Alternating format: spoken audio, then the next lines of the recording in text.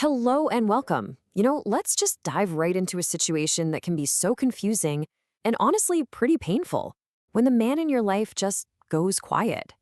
One minute, everything feels fine, and the next, you're hit with this wall of silence. It's really unsettling, right? So today, we're going to unpack what that silence really means. I mean, this is the big question, isn't it?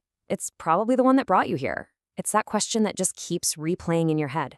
He's not texting as much. He's not really sharing anything about his day. It really feels like a door has been quietly shut, and you're just left standing on the other side, totally lost, wondering what on earth happened. And of course, when that door closes, your mind just goes into overdrive, trying to fill in the blanks. These questions, totally natural. Your brain immediately starts scrambling for a reason, and let's be honest, it often points the finger right back at us. It just leads to all this anxiety and self-doubt. But what if the reason has nothing to do with you at all?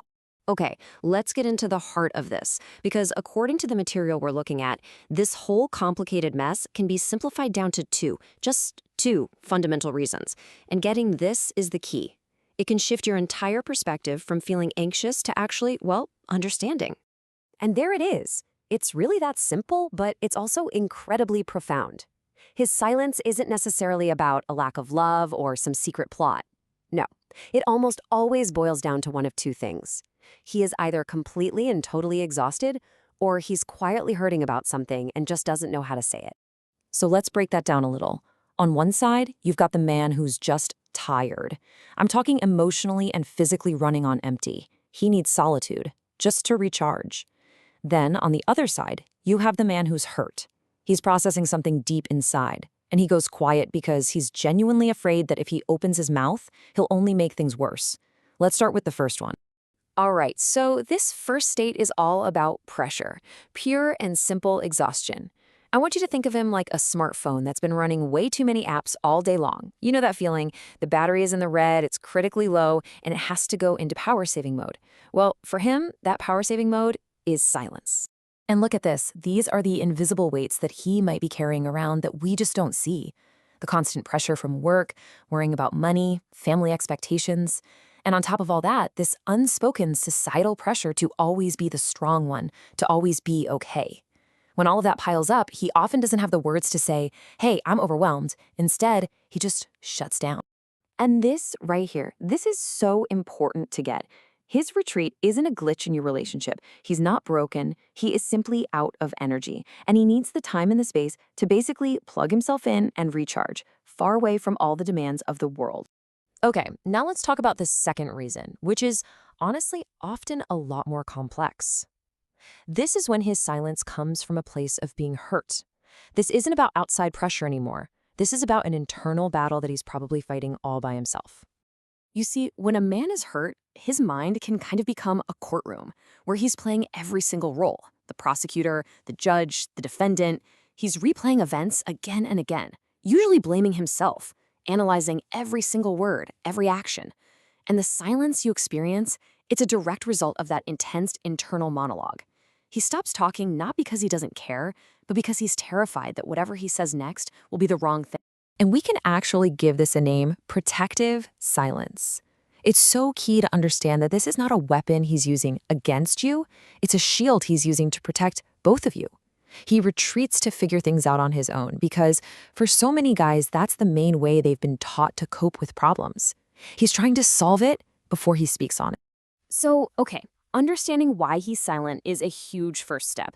But the next and maybe the most important step is knowing what to do about it.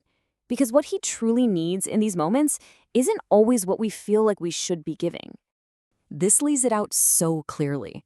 Our first instinct, right, is to ask a million questions. What's wrong? Are you mad at me? Did I do something? But to him, that can feel like an interrogation, and it just makes him pull away even more. What he really needs is the complete opposite: space, patience, and a feeling of safety that tells him he can come to you without being judged whenever he's ready.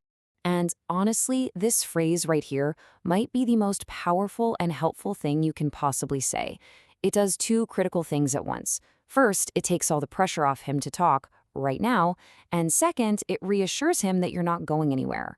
You're building a bridge for him to cross when he's ready, instead of trying to drag him across it before he is.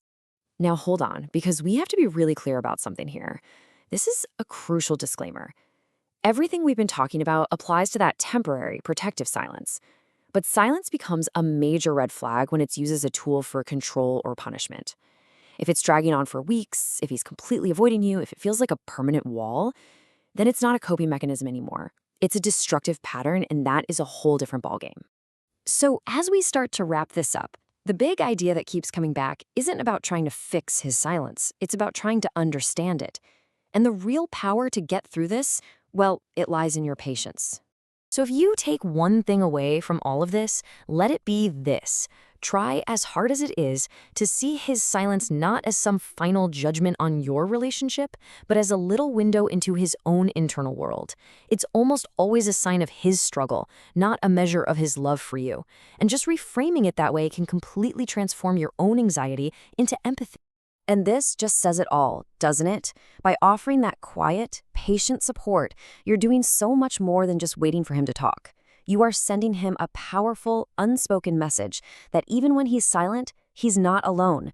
You're giving him the safety to be tired, the space to be hurt, and the confidence that you'll still be right there when he finally finds his words again.